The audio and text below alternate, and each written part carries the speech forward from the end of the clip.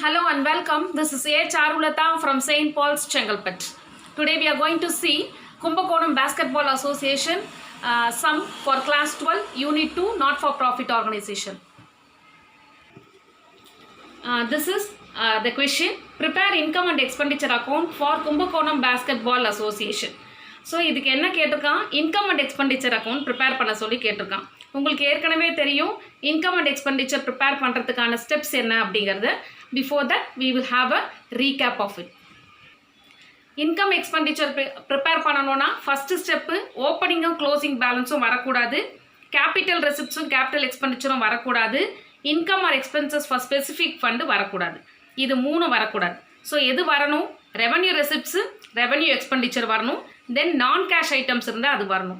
அதுக்கப்புறம் balancing figure சர்ப்ளஸாக டெஃபிசிட்டாக வந்ததுன்னா R deficit எது வருதோ அதை we have to transfer to the capital fund in the balance sheet. So இந்த ஸ்டெப்பு பிரகாரம் நம்ம we will do this sum now.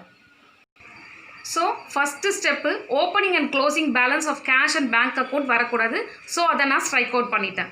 Second step capital ரெசிப்டோ இல்லை கேபிட்டல் எக்ஸ்பெண்டிச்சரோ இருந்தால் அது வரக்கூடாது. நமக்கு ரெசிப்ட் சைடில் பார்த்தீங்கன்னா லைஃப் மெம்பர்ஷிப் ஃபீஸ் இருக்குது, அது வந்து நமக்கு கேபிட்டல் ஐட்டம், அது நமக்கு வரக்கூடாது. இன்னொரு சின்ன இன்ஃபர்மேஷன், கேபிட்டலுங்கிறது நான் ரெக்கரிங் இன் நேச்சர், ரெவன்யூங்கிறது ரெக்கரிங் இன் நேச்சர். அதாவது one time investment, one time பண்ணுறது தான் கேபிட்டல் ஐட்டம்ஸ். ரெவன்யூங்கிறது மாதம் மாதம் நடக்கிறது, அதுதான் ரெக்கரிங் நேச்சர். ஓகே, இதுதான் difference between capital and revenue. So இந்த லைஃப் மெம்பர்ஷிப் ஃபீஸ் அப்படிங்கிறது ஆயில் சந்தா மொத்தமாக ஒரு தடவையாக கொடுத்துருவாங்க, அது கேபிட்டல் ஐட்டமில் வரும். அதனால இன்கம் அண்ட் எக்ஸ்பெண்டிச்சரில் லைஃப் மெம்பர்ஷிப் ஃபீஸு காமிக்கக்கூடாது.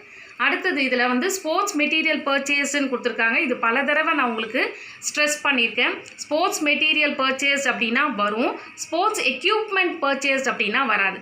அதாவது ஒரு ஸ்போர்ட்ஸ் கிளப்பாக இருந்தது, ஒரு பில்லியர்ட்ஸ் டேபிள் வாங்கினாங்கன்னா that is sports equipment purchased. அதில் இருக்கிற பால் பேட்ஸ் அந்த மட்டும் வாங்கினாங்கன்னா அது ஸ்போர்ட்ஸ் மெட்டீரியல் பர்ச்சேஸ்.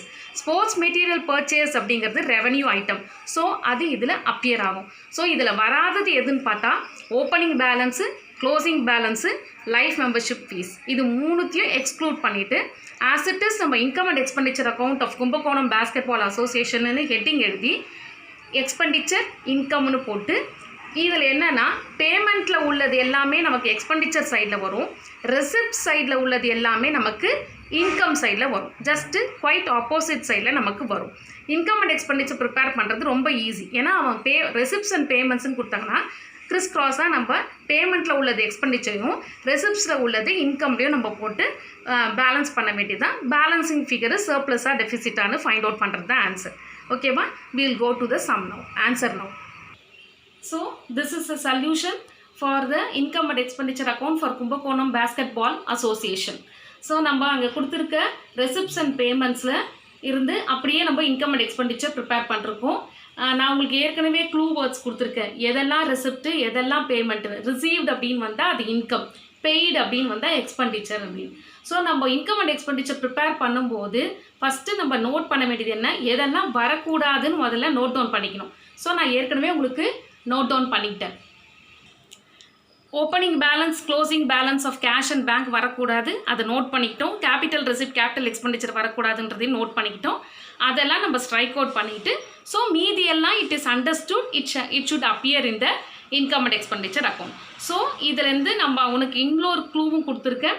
ரெசிப்ட் சைடில் உள்ளதெல்லாம் இன்கம்லேயும், பேமெண்ட் சைடில் உள்ளதெல்லாம் எக்ஸ்பெண்டிச்சர்லையும் போடணும். எதை எக்ஸ்க்ளூட் பண்ணணும்னு தெரிஞ்சுக்கிட்டு அதை எக்ஸ்க்ளூட் பண்ணிடுறோம். ஸோ இப்போ நம்ம பெய்டு ஐட்டம்ஸ் எல்லாம் எக்ஸ்பெண்டிச்சர் சைடில் போட்டாச்சு, ரிசீவ்டு ஐட்டம்லாம் இன்கம் சைடில் போட்டாச்சு. இந்த சம்மில் நமக்கு எக்ஸ்பெண்டிச்சர் சைடு அதிகமாக இருக்குது, 43,000 வருது. அதுலேருந்து நம்ம இன்கமில் இருக்கிற அமௌண்ட்டை மைனஸ் பண்ணால் நம்மளோட பேலன்சிங் ஃபிகர் 26,000. ஸோ இதுதான் இந்த சம்முக்கான ஆன்சர். இன்கம் சைடில் வந்ததுனால அதை நம்ம பை டெஃபிசிட் அப்படின்னு போடுறோம். Hope you understood this sum. See you in the next class.